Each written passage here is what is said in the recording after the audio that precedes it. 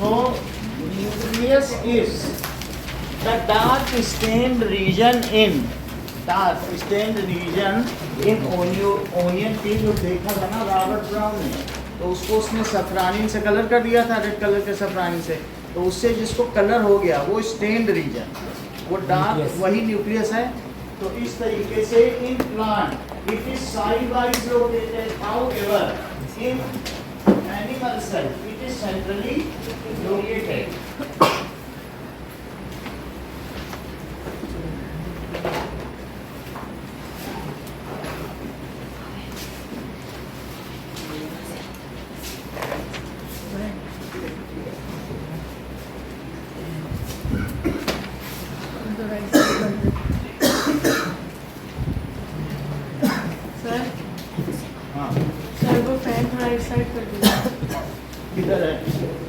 वहाँ बैठ जाओ, अब वो पसीना आ रहा है।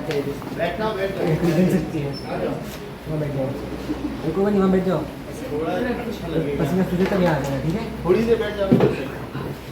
आदि इसको सिखा देते। चल कितना आगे पर है थोड़ा तो ठीक है। वो बढ़िया। नाउ थोड़ा स्टार्ट कर दूँ, मेरे को नहीं आ रहा बिल्कुल भी। न्यूक्लियस इज क्या है? Contains genetic material.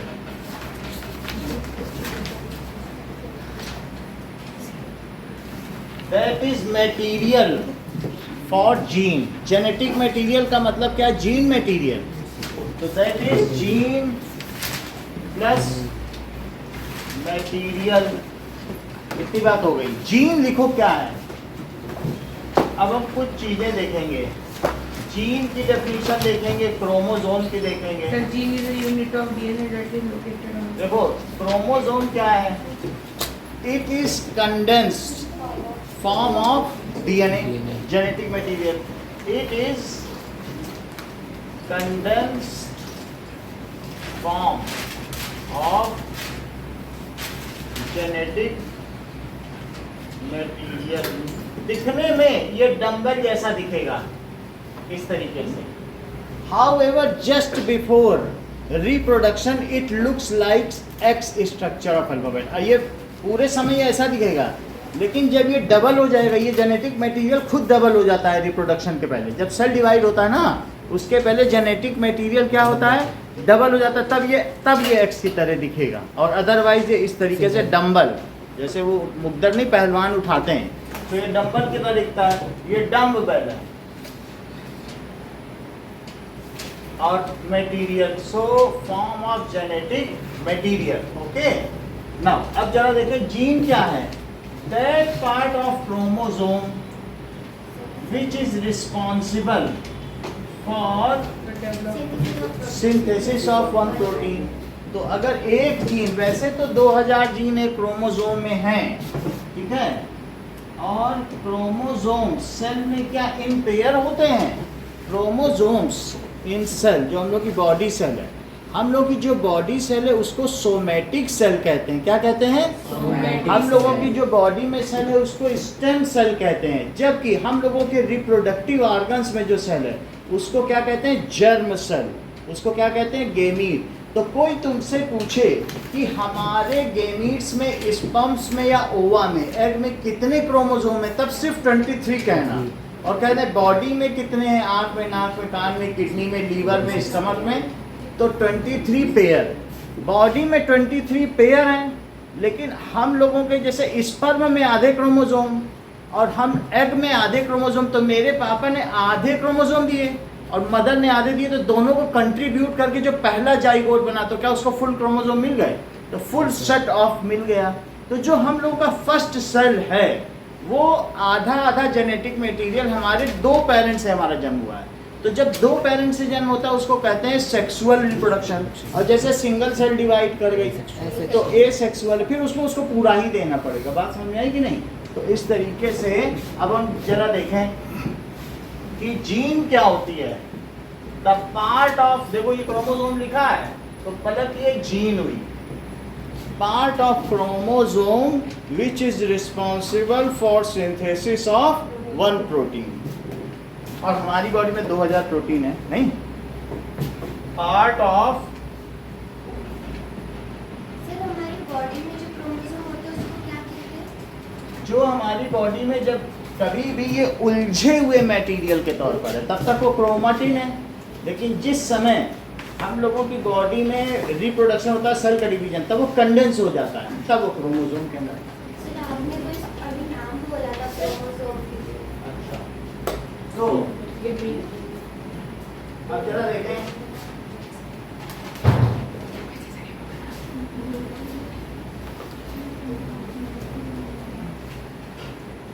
ओके, तो ये condense form of genetic material है, ठीक है।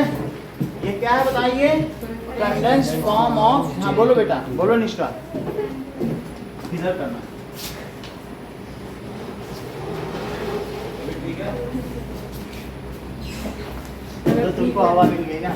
सुनो, it is condense form of genetic material, gene is that part of, अभी धीरे धीरे इसके बारे में थोड़ा थोड़ा बताएंगे, और फिर से क्लास चलेगी तो फिर और बताएंगे, फिर और बताएंगे, धीरे धीरे सीखो। बस अभी इतना समझो कि किसी सेल में जब तक डिवीजन नहीं होता तब तक ये जो डीएनए वाला स्ट्रक्चर है ना, ये उलझा हुआ होता है। तो जब तक ये उलझा हुआ है डबल कॉइल्ड स्ट्रक्चर, तब तक इसे क्रोमाटिन कहना, और जिस समय सेल डिवीजन होगा ये कंडेंस हो जाएगा, तब क्रोमोसोम है। सर फिर क्रोमैटिन और डीएनए में क्या डिफरेंस है? Chromatin, the entangled form of DNA is known as chromatin. बहुत सारा उलझ जाए, एक थ्रेड है और अगर उसको उलझ जाए तो वो क्रोमाटिन है, लेकिन उसे फिर से सुलझना होगा और फिर कंडेंस होना होगा। मतलब क्या होगा, जैसे तुम थ्रेड को मोड़ो तो धीरे धीरे वो रैप होना चाहता है ना, फर्स्ट फोल्डिंग, सेकंड फोल्डिंग, तो primary condensation, secondary, fourth, quaternary तक होते हैं। तो वो अभी हम देखेंगे कैसे होता है, कैसे क्रोमोसोम बनता है। तो DNA, how DNA form chromosome, ये देख लेंगे, लेकिन जब तक उलझा है तो क्रोमाटिन सर समझा ना? है, समझ में नहीं समझ में आ जाएगा। द पार्ट ऑफ क्रोमोसोम, अभी वीडियो देखेंगे उसके साथ समझा देंगे, सब समझाएंगे। The part of chromosome which is responsible for, which is responsible, किसके लिए रिस्पॉन्सिबल है? For synthesis of one protein.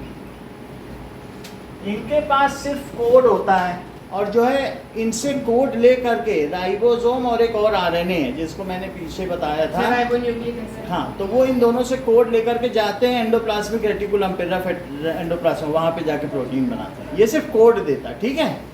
अब जरा देखो, तो ये चीज मैंने क्या बताई, जैसे कोई सेल ऐसा हो तो उसमें ये ऐसे ऐसे ऐसे उलझे उलझे होता ये ऐसे है ना, डबल कॉइल्ड है, लेकिन उलझे होंगे तो उसे क्या कहेंगे, बोलो? क्रोमाटिन ना। तो क्रोमाटिन क्या है? देखिए क्रोमाटिन क्या है? इंटेंगल्ड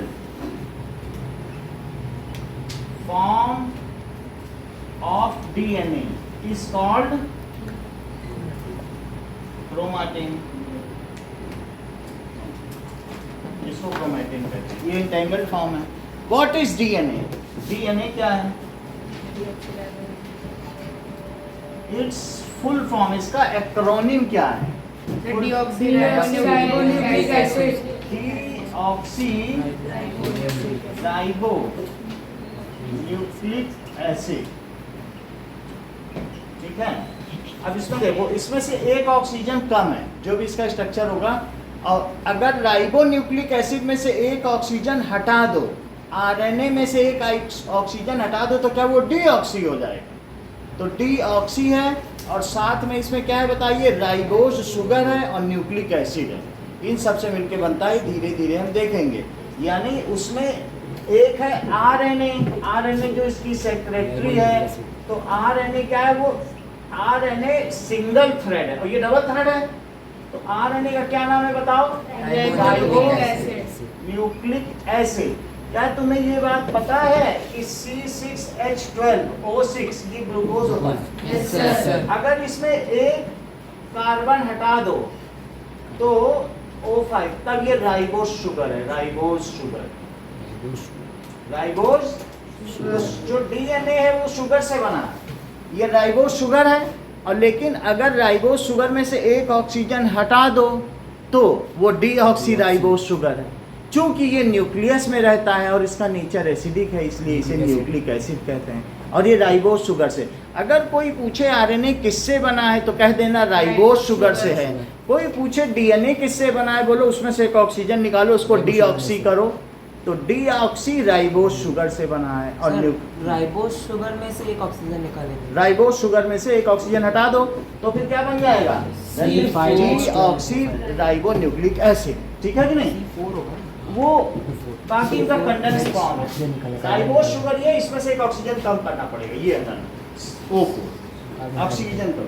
ठीक है सर सर जो डीएनए होता है उसके अंदर ऑक्सीजन होता ही नहीं है। इस तरीके से ये देखो, ग्लूकोज में से एक कार्बन फिर से समझिए, ये हमारे पास हाँ कुछ चीजें हैं। देख एक बार।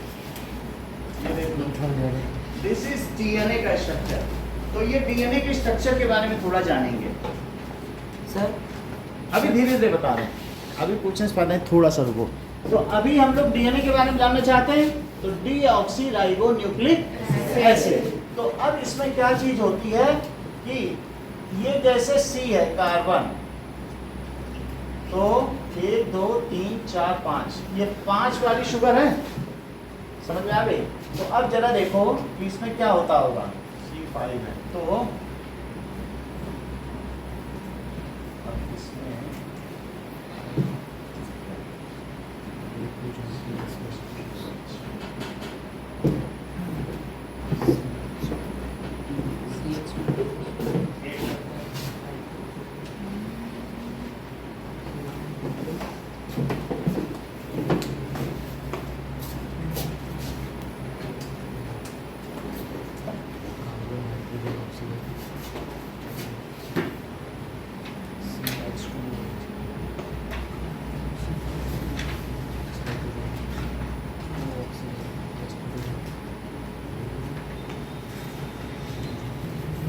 ओके ना, अब देखो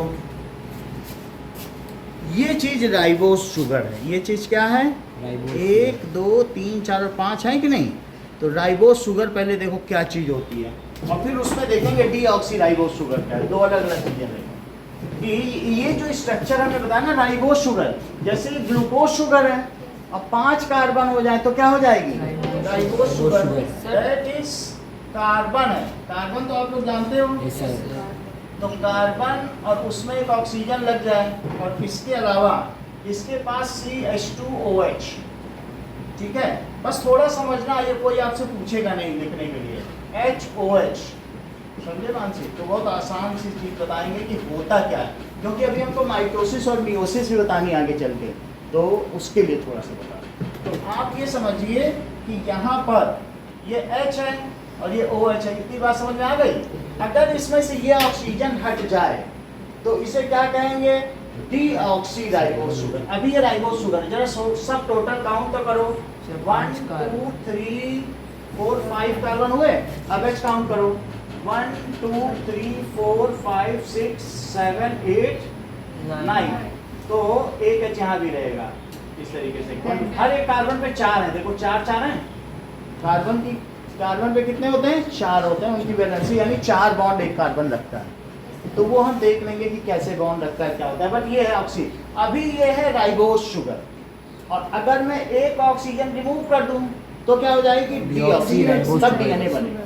अभी ये जो बनेगा, इसके साथ अगर मान लीजिए फॉस्फेट लग जाए, फॉस्फोरस जानते हो? तो फॉस्फोरस और 3 आयन रहेंगे, 3 नेगेटिव चार्ज, तब ये बनेगा आरएनए। तब क्या बनेगा? आरएनए। और 4 बेस भी चाहिए।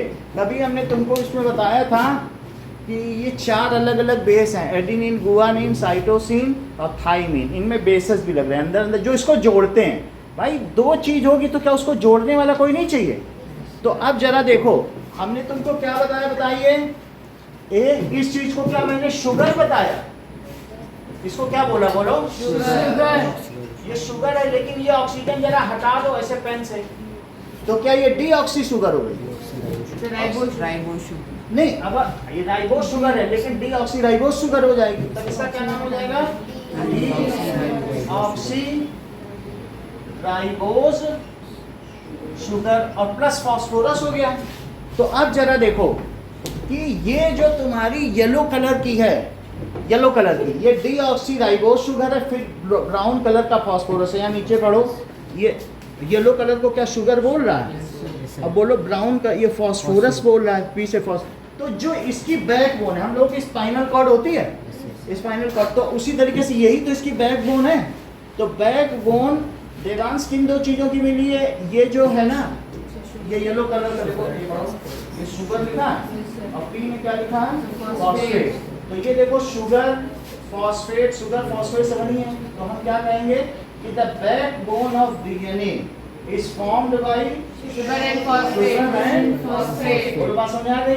बोलो बैकबोन अर्पित किस किस चीज की बनी है? ये वाली जो बैकबोन है, देखो लिखा है शुगर एंड।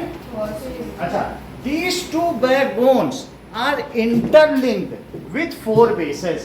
ये जो आपस में हैं, तो इसमें ये जो एडेनिन है वो गुआनिन के साथ जुड़ा है और थाइमिन है साइटोसिन, 4 बेस है। देखो एडेनिन, गुआनिन, थाइमिन और साइटोसिन, 4 समझ आ गए कि नहीं? तो यहाँ पर बैकबोन किसकी किसकी बनी है? और these two backbones are interlinked with किससे किससे जुड़े हैं बताओ? ये देखो फिर से समझो। अभी तुमको ये बात पता चली कि यहाँ पर एक अगर शुगर होगी आदित्य, तो शुगर तो तुम्हें पता चल गया ना, इसके पास डीऑक्सी राइबोस शुगर है, अगर जब हम शुगर बोल रहे हैं। फिर इसके बाद फिर क्या होगा? क्या फॉस्फेट होगा? दैट इज PO4 3- होगा, और फिर शुगर होगी क्या? तो शुगर वही समझ लेना, देखो टोटल काउंट करो उतने ही आ जाएंगे। तो C5H10 और O कितने हैं? 1 2 3 4 हैं, 4 ही रहेंगे, फिर ये 4 हो जाएगा। अभी तो राइबोस है, लेकिन एक ऑक्सीजन रखेगा तब तो डीऑक्सी हो जाएगा ना। तो फिर क्या हो जाएगी बोलो? शुगर। तो एक इस तरीके से 2 बैकबोन बनाओ, शुगर शुगर फॉस्फेट फॉस्फेट। तो हम क्या कह देंगे? बैकबोन ऑफ डीएनए किसकी बनी है? Sugar and phosphate. ये शुगर और ये किसकी है? शुगर अल्टरनेट होती है। देखो अल्टरनेट बॉन्ड है कि नहीं? यहाँ देखो एक शुगर एक फॉस्फेट आपस में जुड़े हैं। कैसे जुड़े हैं फिर हम 1-2 क्लास बात बताएं, एक क्लास में सब नहीं सीखा जाता, थोड़ा जमा लो, फिर अगली क्लास में थोड़ा और आगे बढ़ जाएंगे। 4 बेसेस है। अब जरा देखो, अब कौन से हमने 4 बेस बताए? एडेनिन। देखो एडेनिन का ऐसा स्ट्रक्चर होता है, और जो उसके साथ जो है थाइमिन बिल्कुल उस पर फिट हो जाएगी, जैसे की लॉक सिस्टम नहीं होता है, तो और कोई चीज नहीं फिट हो सकती है। एडेनिन के साथ क्या फिट हो सकती है बताओ? थाइमिन। और साइटोसिन के साथ गुआनिन। साइटोसिन का स्ट्रक्चर ये देखो, साइटोसिन के साथ क्या फिट होता है बताओ? गुआनिन। देखो बिल्कुल उसी में फिट हो रहा है। तो ये अगर साइटोसिन है तो उसके साथ लक्षिता क्या फिट हो रहा है बताओ? ये तो नहीं फिट हो सकता है ना। और मान लो अगर इस समय थाइमिन यहाँ पे है, तो थाइमिन के साथ क्या फिट होगा बोलो? ये फिट हो जाएगा। ये एडेनिन फिट हुआ कि नहीं? सर नाम लिखवा दीजिए। पूरा लिखा देता हूँ, अभी पूरा लिखाऊंगा। तो थाइमिन के साथ एडेनिन, इतनी बात है। तो अब हम ये जान चुके हैं कि DNA is made of sugar phosphate and 4 bases. यानी किससे मिलकर बना है? कितना लिखा है? Yes, इसका sir. फुल फॉर्म क्या है? Deoxy ribonucleic acid. It is double stranded helical structure. जैसे स्प्रिंग नहीं होती हेलिक्स, तो डबल स्ट्रैंडेड हेलिकल स्ट्रक्चर। ये लिखो, it is double stranded helical, कुछ लोग हेलिक्स भी कहते हैं, एक ही बात है। तो हेलिक्स स्प्रिंग जो होती है पेन की structure. Okay, it is made of, ये प्रीतिका किससे किससे कंपोज्ड है बताओ? बोलो। हाँ मदन आप बताइए, कौन क्या क्या चीजें हैं बताओ डीएनए में? पूरा बताओ, आप बताओ। और सर और हम बता हाँ कोई बात नहीं। सर शुगर फॉस्फेट के साथ 4 बेसिस और होते हैं सर, एडेनिन, थाइमिन, गुआनिन और साइटोसिन। चलो, it is made of sugar, deoxyribose sugar, deoxyribose sugar, और क्या होगा बोलो? फॉस्फेट आयन, फॉस्फेट आयन, फिर क्या होगा बोलो? And 4 bases, 4 basis.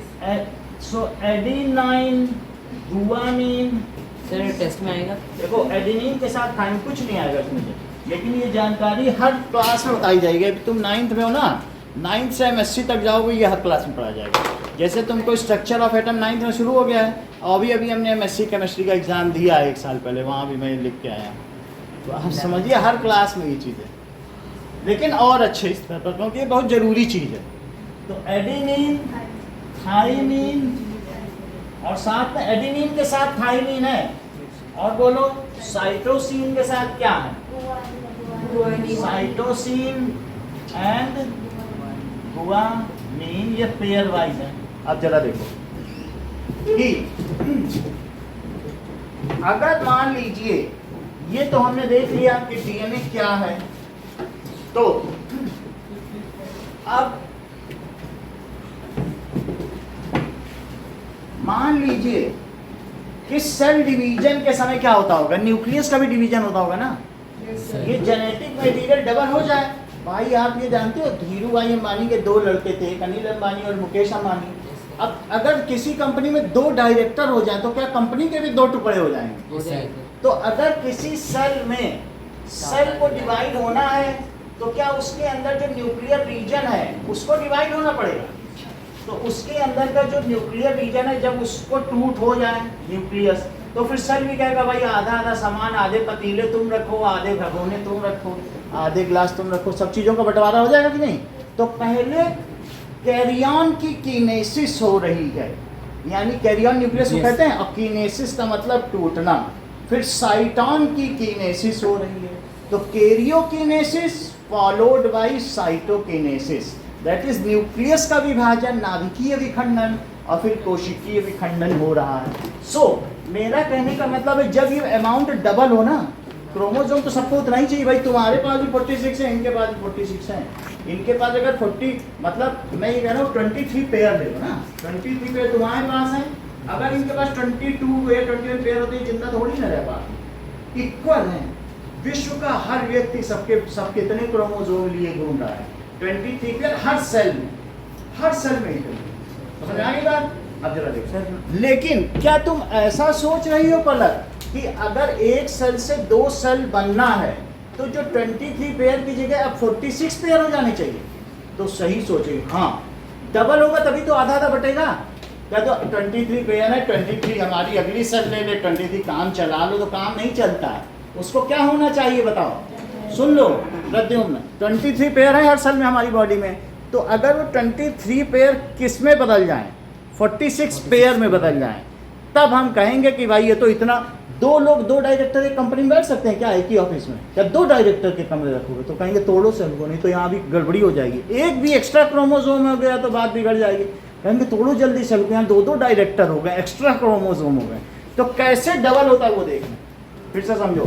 मान लीजिए ये हमारे पास क्या है? क्या ये क्रोमोसोम है? डीएनए है। अच्छा, डीएनए में यहाँ एडेनिन होगा, तो उसके साथ क्या थाइमिन जुड़ा होगा, और साइटोसिन होगा तो क्या होगा? तो अगर इधर थाइमिन होगा तो क्या यहाँ एडेनिन होगा, और यहाँ गुआनिन होगा तो यहाँ साइटोसिन। ऐसे ही ये आपस में क्या है, मतलब ये एक दूसरे के कंटेम्पररी हैं, ये कह सकते हैं काउंटर पार्ट, कैसे हैं? Complementary figures. फिर से समझो, अगर मान लो ये खुल गया डीएनए, ये क्या हो गया? जब ये डिवाइड होता है डीएनए तो खुल जाता है। सुनो जरा रेयान, अगर मान लो खुल गया तो यहाँ पर एडेनिन है, तो इसके सामने क्या खुला होगा बोलो? देखो एडेनिन के सामने वहां देखो क्या खुला होगा? तो ये थाइमिन है। थाइमिन नुकीला है और एडेनिन में इस तरीके से। समझ आ गई बात? फिर से समझो, अगर यहाँ पर ये क्या खुला है बोलो? साइटोसिन खुला तो इसके सामने क्या इसका ऐसे खुला होगा, गुआनिन। यानी लॉक एंड की सिस्टम है। तो साइटोसिन का गुआनिन, और पूरे सेल में बेसेस का भंडार है, वो घूमते रहते हैं। जैसे ये खुला तुरंत आके यहाँ ठक से कौन चिपक जाएगा, एक गुआनिन। जैसे ही खुला, ये खुल गया है, और यहाँ पे कौन कौन से बेस घूम रहे हैं बताओ। देखो यहाँ पे ऐसे घूम रहे हैं, ये सब घूम रहे हैं कि हमको मौका मिल जाए, इन लोगों को मौका मिल गया, हमें नहीं मिला, तो ये सब वहाँ पे घूम रहे हैं। ये क्या है बताओ, क्या ये साइटोसिन है, ये गुआनिन है, सॉरी मतलब ये साइटोसिन है, ये गुआनिन। तो गुआनिन इसमें आगे जुड़ जाएगा। तो यहाँ पर एक अब अलग बनने लगा, और ये जब यहाँ से हमने क्या देखा था, साइटोसिन के सामने कौन सा था बोलो, गुआनिन। तो गुआनिन के सामने कौन सा जुड़ेगा बताओ। तो एक शुगर और बेस की अलग से लेवल बन जाएगी। जैसे शुगर बेस चल रहा है ना, इसकी बैकबोन, तो शुगर बेस और चुपचाप आकर के गुआनिन के सामने कौन आके बैठ जाएगा, तो ये बैठ गया साइटोसिन, और इसके सामने कौन आके बैठ जाएगा, गुआनिन। तो ये गुआनिन, और इस तरीके से तुम देखोगे कि 2 डीएनए बन गए। और क्या दोनों बिल्कुल एक जैसे बने, पढ़ो तो इधर सीजी सीजी, और खुले तो टी के सामने क्या आ जाए, देखो टी के सामने कैसे ए आएगा, क्या ऐसे ए आ जाएगा, और इधर बोलो ए के सामने क्या आ जाए, तो वो दूसरा बेस होगा, और उसके सामने क्या आ जाएगा, देखो ये एडेनिन है तो थाइमिन, क्या फिर से 2 बन गए। इस चीज को कहते हैं रेप्लिकेशन ऑफ डीएनए। क्या कहते हैं, डीएनए की प्रतिकृति, xerox. When DNA, single DNA unfold and make 2 copies of itself with the available bases floating in nucleoplasm। ये सब वहाँ न्यूक्लियोप्लाज्म में तैर रहे हैं, और वही आके चिपकते चले जाएं। शुगर की भी कमी नहीं, वहाँ राइबोस शुगर भरी पड़ी है। राइबोस शुगर से ही तो राइबोसोम बन गया, नाम पढ़ लो। राइबोसोम क्या है, राइबोस शुगर है।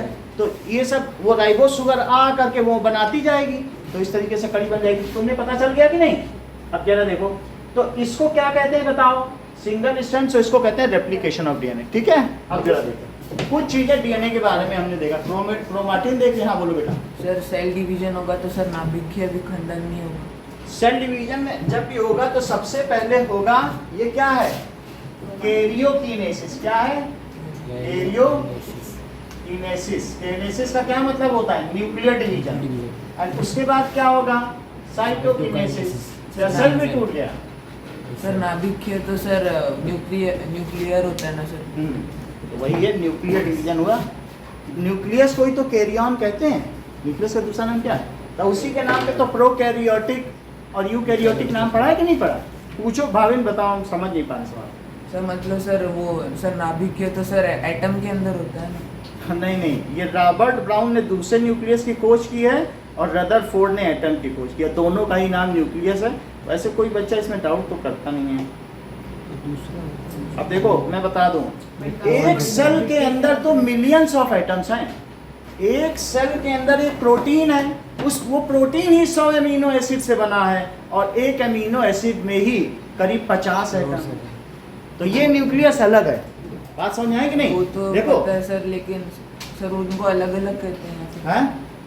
फिर से समझो, न्यूक्लियस का या नेवल का मतलब क्या होता है, नाभि, उसको क्या कहते हैं। फिर से समझो, which is the most prime important part is known as नाभि। ये हम लोग की नाभि, इसको नेवल को ही न्यूक्लियस कहते हैं। तो तुम्हारी बॉडी का सबसे इंपॉर्टेंट पार्ट क्या है, यही, क्योंकि इसी से तुम अम्बिलिकल कॉर्ड से अपनी माँ से जुड़े थे जब यूट्रस में थे। उसकी बॉडी में तुम इसी से तो जुड़े थे, खाना पानी ले रहे थे। तो क्या यही सबसे इंपॉर्टेंट पार्ट है कि नहीं। ये अगर मुड़ जाए, ऐंठ जाए, या बच्चा दबा ले, खुद ही दबा लेता है वो हाथ से पेट पे पकड़े पकड़े, तो आप देखेंगे यूट्रस में तो वो खाना ही ना खा पाए। तो इस तरीके से बच्चे ने दबा लिया तो कहेंगे अरे इसको ठीक करो, बच्चे ने दबा। तो it is the most important in us, in atom the centrally located nucleus is most important, and in cell the centrally located nucleus. तो तीनों न्यूक्लियस वहाँ अपनी अपनी जगह प्राइम है, लेकिन उनके जो वर्ड यूज किया गया वो इसलिए क्योंकि वो प्राइम है, और कोई मतलब नहीं है। बात समझ आ गई। ये नहीं कह सकते वहाँ उसे न्यूक्लियस कहा, यहाँ क्यों नहीं कहा। ये भी न्यूक्लियस है, नेवल हम लोग कहते हैं, otherwise it is nucleus. Hindi में तो नाभि कहा गया इसको। बात समझ में आ गई कि नहीं। अब जरा देखो, तो डीएनए के बारे में हम लोगों ने देख लिया है। आगे की बात देखिए,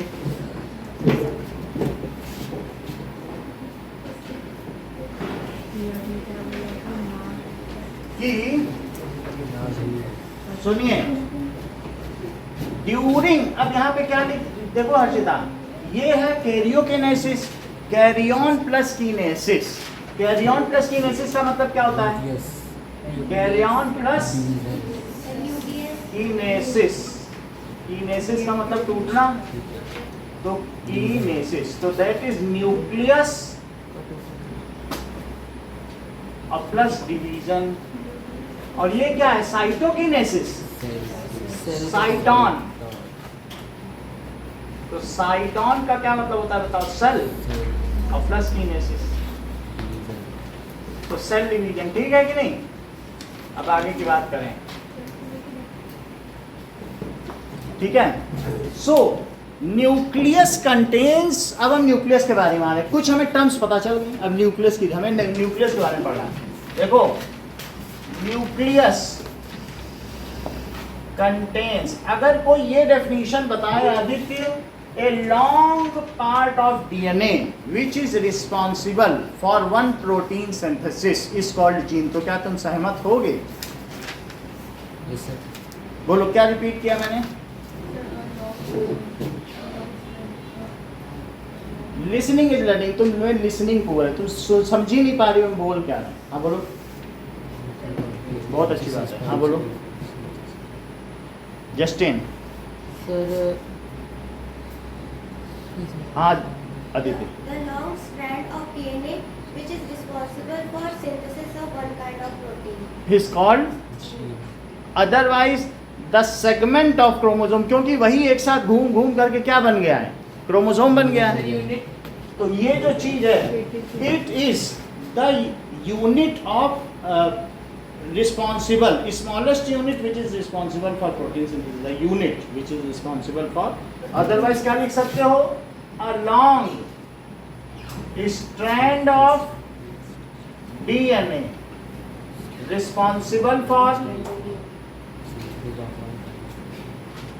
responsible किसके लिए बोलो? For protein synthesis। देख लो, प्रोटीन हमारी बॉडी में 3 काम कर रहा है, स्ट्रक्चर बना रहा है, और हम लोगों में क्या जेंडर भी डिटरमाइन कर रहा है, हाथ पैर कितने बड़े होना चाहिए, और तीसरी चीज है एंजाइमल, खाना भी पचा रहा है, सारे बायोकेमिकल रिएक्शन कर रहा है। तो प्रोटीन बनेगा तभी कुछ होगा कि नहीं होगा? अब जरा देखिए, तो न्यूक्लियस, अब देखो न्यूक्लियस क्या कर रहा है बताओ? इट कंटेन्स, क्या ये जीन से भरा हुआ है? वास्तव में तुम्हारे लिए जीन ही तो इम्पोर्टेंट है। एक काम की बात बताएं, जितना डीएनए है उसमें से 0.02% ही प्रोटीन सिंथेसिस कर रहा है, बाकी 99.98 बेकार है। 0.02% से ही जीन बनती है, और बाकी बहुत बड़े लंबे और बीच बीच के सब बेकार। बोलो, बात समझ में आ गई? बाकी देखो, तो इट कंटेन्स, इसमें क्या है बोलो? जेनेटिक, क्योंकि जीन है तो इसलिए हम जेनेटिक मटेरियल कर रहे हैं, हमारे लिए तो जीन है। भाई हम कहें अदिति तुम्हारे अंदर तो तुम्हारे फैमिली के पूरे जीन है, जैसे तुम्हारा परिवार कर रहा है वैसे तुम भी कर रहे हो, ठीक है कि नहीं? तो it contains genetic material. Genetic material remains in nucleus in the form of entangled thread, ठीक है। Genetic material remain in nucleus in form of entangled। entangled का क्या मतलब है? उलझे हुए। entangled, उलझे हुए। entangled thread called निष्का, उसे क्या कहेंगे बोलो? जो इसके अंदर ये उलझा हुआ थ्रेड है उसको क्या कहेंगे? Chromatin. It is called chromatin. Sir इसको हम entangled DNA कह सकते हैं? कह सकते हो। अब जरा हम इतना देख लें जिससे कि निष्का को पता चल जाए, क्योंकि ये तब ये बताना चाहिए था निष्का को, तो नहीं बताया, तो अब हमें वीडियो देखना। हाँ, इसका मतलब है कि कहीं ये नहीं समझ पा रहे। तो बात हो गई क्रोमाटिन की, क्या हो बताइए? It is chromatin. क्रोमाटिन क्या है? It is the hereditary material. इसका मतलब क्या हुआ, इसे हेरिडिटरी मटेरियल भी कहते हैं because it is responsible for transfer of characters from parents to offspring. तो जीन जीन में होता, तो जीन ही हेरिडिटरी मटेरियल है। चाहे जीन को हेरिडिटरी मटेरियल कहो, चाहे क्रोमोसोम को कहो, या फिर डीएनए को, कुछ किसी भी चीज को कहिए। इतनी बात समझ आ गई कि नहीं? अब जरा देखो कि now right full form of DNA. Sir chromatin और जीन में क्या डिफरेंस है? द क्रोमाटिन सब कुछ है, क्रोमाटिन सारा total genetic material chromatin, it is entangle. Gene is that part of DNA which is responsible for one synthesis of one protein, जिससे एक protein right full form of DNA. DNA consists of what components? Sir 4 basis के name भी 4 bases के name, और लिखो sugar, deoxyribose sugar and phosphate, और 4 bases के नाम। उसकी जगह उसका फॉर्मूला लिख सकते हैं क्या? फॉर्मूला उसकी जगह उसका फॉर्मूला फॉर्मूला लिख सकते हैं सर। लिख सकते हो। Right a note on DNA. DNA का और भी कुछ है, double helix, double helical structure, helical extended helical structure होता है, वो सब लिखना। जीन, क्रोमाटिन, ठीक है, एंड सर नोट के अंदर डीएनए की पूरी डेफिनेशन लिख सकते हैं। क्रोमोसोम आप लिख सकते हो, जो जो भी आता है लिख दो, ठीक है कि नहीं? DNA, gene, chromatin and chromosome. Okay,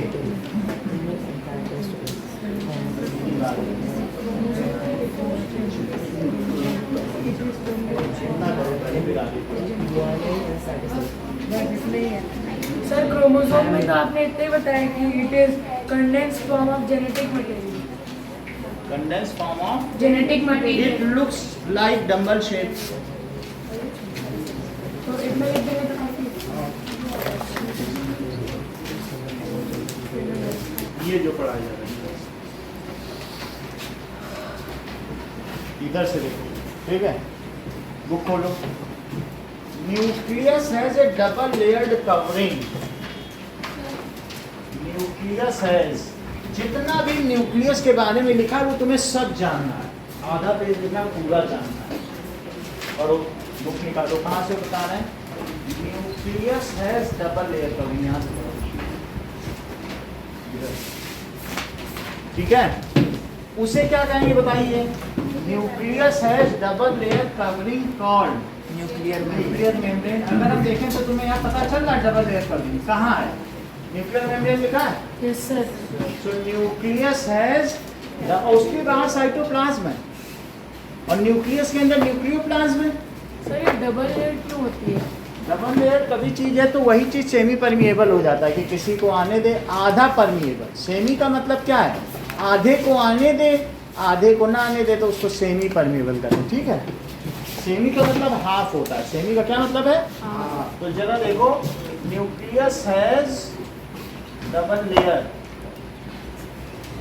covering. अब पूरा स्ट्रक्चर हम देख रहे हैं न्यूक्लियस का, कॉल्ड न्यूक्लियर मेम्ब्रेन। आगे क्या लिखा है कि उसी में आगे की लाइन पढ़िए, न्यूक्लियर मेम्ब्रेन हैज पोर्स। बोलो, सेंटेंस कंप्लीट करो रियान। न्यूक्लियर मेम्ब्रेन, बुक में पढ़ो ना क्या लिखा है। Nuclear membrane has pores. उन पोर्स को क्या कहोगे? Sir nuclear nucleopore. Nuclear membrane में अभी देखा था कि नहीं, उसी में कैमरा अंदर गया था न्यूक्लियोपोर के through. That is nuclear membrane.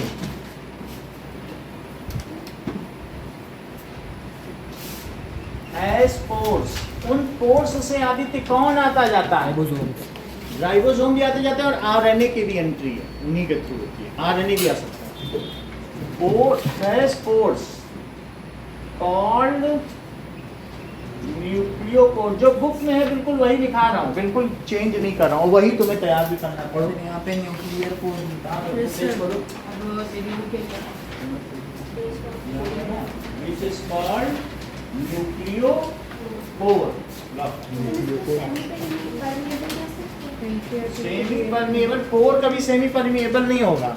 उसके लिए जो मेम्ब्रेन होता है ना, पोर अलग चीज है और मेम्ब्रेन सेमी परमिएबल है। अगर होल होने का मतलब है किसी बड़ी चीज के आने जाने के लिए, ये न्यूक्लियोपोर है। सर ये इसमें तो membrane semi nuclear pore permeable, ये लिखा हुआ वाटर है। आने जाने के लिए है। और ये जो पोर है किसी की फ्री एंट्री एग्जिट के लिए। सर तो अगर ये सेलेक्टिव होता है तो फिर इसके लिए एक अलग नाम नहीं है पोर के लिए? पोर के लिए तो पोर जो भी न्यूक्लियोपोर है ना, इसमें से क्या चीज है कि कोई it is a kind of hole through which the many things can enter और एग्जिट। अदरवाइज है कि पंप का भी काम करता है। तो मैं दिखा देता हूँ, चलो that is,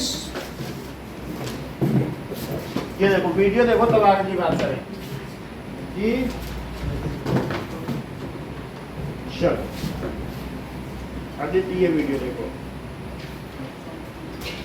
structure of double layered plasma membrane. इसमें कैसे रिसेप्टर काम करते हैं जरा ये तो देखो, ये तुम जरा देखो। All cells are completely surrounded by a membrane that separates them from their environment, kind of like how your skin. अभी इसी वीडियो में आगे दिखाएंगे, जो अभी वीडियो चल रहा था स्ट्रक्चर ऑफ सेल, इन्हीं से राइबोसोम बाहर निकलेगा। कई बार दिखाया भी आप लोग, which allows ribosomes to pass through it. Ribosomes और आरएनए भी होगा। तो राइबोसोम जाएगा न्यूक्लियस से बाहर जाके कहाँ बैठेगा बताओ, फिर से समझो।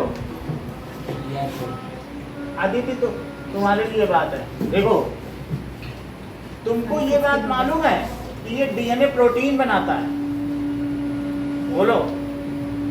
और क्या कुछ ऐसे प्रोटीन भी होते हैं जो एंजाइम होते हैं? तो यहाँ ने ऐसे तुमको बता दिया, ऐसे बेसेस होंगे कि नहीं? ऐसे बहुत सारे बेसेस होंगे और ऐसे बेसेस होंगे। तो इन सब से समझ लीजिए आरएनए आएगा तो ये क्या करेगा, ये देखो ये खोल देगा, इसे अपना एक सिरा खोल देगा, कहेगा अच्छा आरएनए कितनी तरीके के हैं, ये देखिए ये आरएनए का स्ट्रक्चर है। आरएनए में ऐसे एडेनिन होगा और क्या होगा, ये जैसे गुआनिन होगा और साइटोसिन और एक यूरासिल होगा। ये क्या होगा, ये दोनों एडेनिन और थाइमिन, साइटोसिन, यूरासिल इस तरीके से होगा। ये थाइमिन, समझ में आ गई बात? ये 4 बेस होते हैं, उसमें जो गुआनिन नहीं होता, फिर से समझिए। तो ये इसको मैंने क्या बोला, क्या ये आरएनए है? Yes sir. तो आरएनए 3 काम करता है। एक चुगलखोरी का मैसेंजर आरएनए, इसे क्या कहते हैं? Messenger RNA. एक है ट्रांसफर आरएनए, ट्रांसफर आरएनए, और तीसरा कौन सा है? Ribosomal RNA. क्या है? Ribosomal RNA. तो आरएनए पूरे सेल में कहीं भी घूमता है।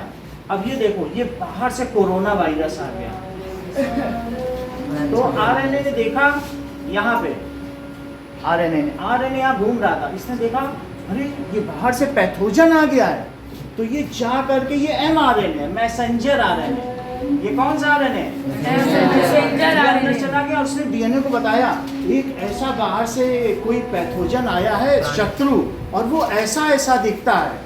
तो उसने कहा चिंता मत करिए, बचपन में हमको वैक्सीनेशन लगाया गया था, हमको जो वैक्सीनेशन दिया जाता है ना वो इसी वायरस का ही दिया जाता है, लेकिन बहुत थोड़ा सा, so that our body prepare in advance, and if it attacks after 20 years, 30 years or 70 years, then our body can fight full fledged with it.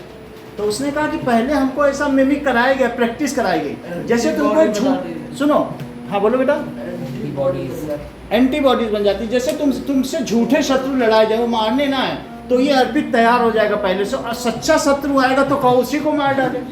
तो तुम्हारे पास झूठे शत्रु भेजे जाएं, तो वही ये वैक्सीनेशन है, छोटे छोटे फॉल्स एनिमीज भेजे जाते हैं, ठीक है, तो एंटीबॉडी तैयार हो जाती है। तो कहेगा अच्छा ऐसा ऐसा दिखता है, तुम जाओ मेरे पास 23 पेयर्स ऑफ क्रोमोसोम है, तुम मेरे 13th क्रोमोसोम में चले जाना और वहाँ 2000 जीन बैठे हैं, तुम 1024वें जीन में जाना, समझ आया? और मैं खोल दूंगा उसको, क्या करूंगा?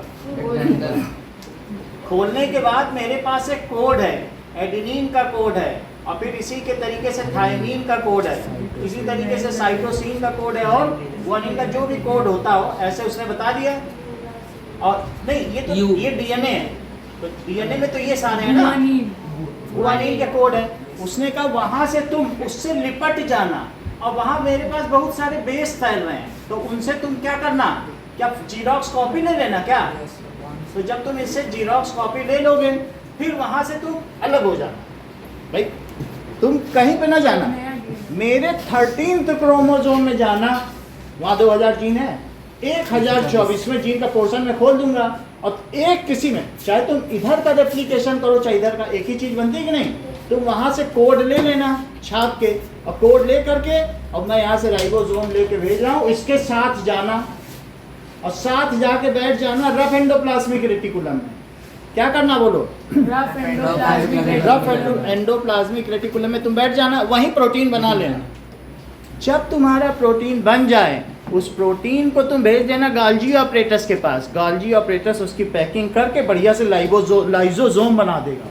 Lysosome is full of active enzymes, और जब लाइजोसोम से उस पैथोजन पे अटैक होगा वो मर जाएगा। तो बात समझ आई?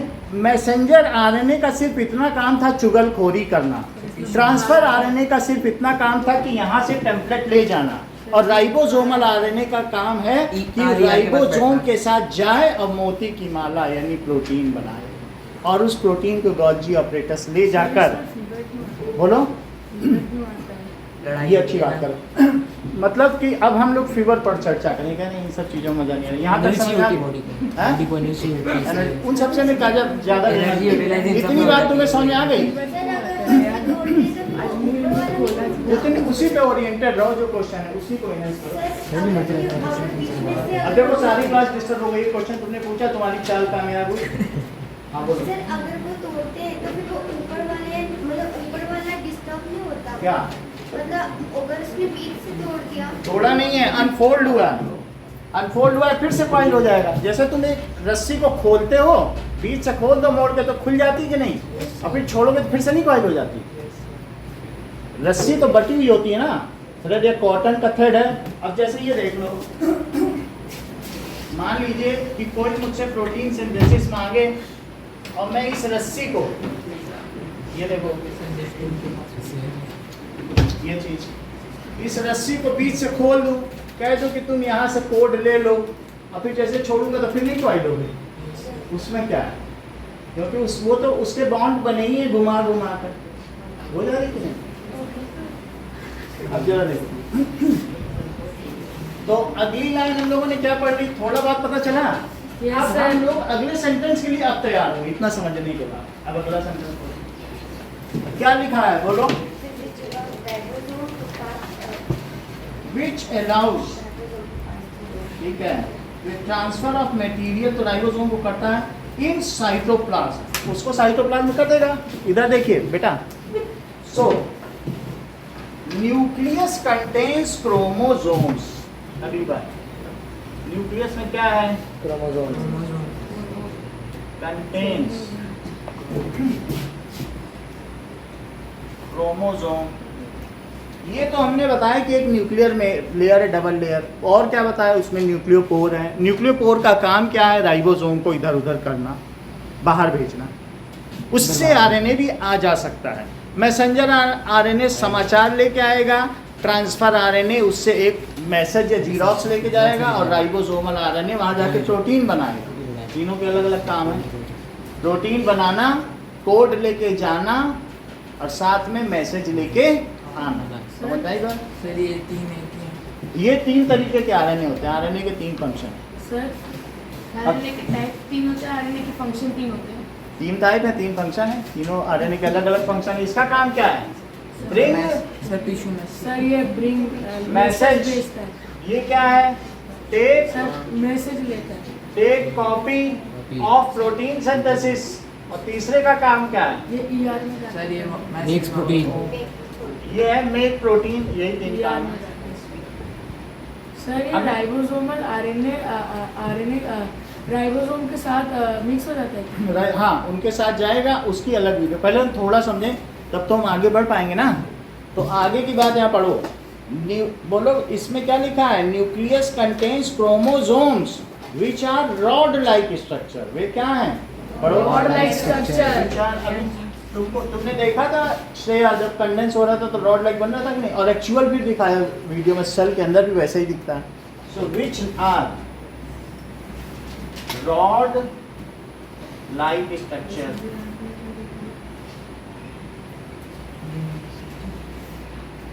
ये रॉड लाइक स्ट्रक्चर है। ओके, आगे की बात देखें। नाउ आगे क्या दिखाया गया है, and they appear only when cell is about to divide. ये तभी आते हैं, कब आते हैं, अदरवाइज क्रोमोसोम नहीं दिखेगा, अदरवाइज तो ये क्रोमाटिन थ्रेड है। तो इस तरीके से जरा ये देखो, तो डीएनए कब होगा, डीएनए क्रोमाटिन ही डीएनए। अब ऊन को डीएनए कहो, ऊन उलझ जाए तो क्रोमाटिन कहो, ऊन सुलझ के गुल्ला बन जाए, एक होता ना ऊन का गोला, देखा है कि नहीं? Yes sir. तो वो फिर वो क्रोमोसोम। और ऊन जो बेसिक यूनिट है वो डीएनए है, डीएनए ही डीएनए है और सब कुछ नहीं है। उलझा है तो क्रोमाटिन है, सुलझा है तो क्रोमोसोम है। डीएनए के ही नाम है, डीएनए मटेरियल। बात समझा गए? डीएनए ही तुल्यंत है ना, और डीएनए इतना बड़ा है कि धरती के 6000 चक्कर लगा लो। तो सारे डीएनए लिखे। हाँ, अब देखो तो सब कुछ डीएनए ही है। नाउ देखिए स्ट्रक्चर ऑफ सेल, तो इसमें यहाँ तक हमने देखा था, ये देखो ये कंडेंस हो रहा है, ऐसे बन गया, ये डबल बन जाएगा, वो हम बाद में बताएंगे कैसे बनेगा। तो which are rod like structure and it appear only when cell is about to divide. It appears only when cell is about to divide.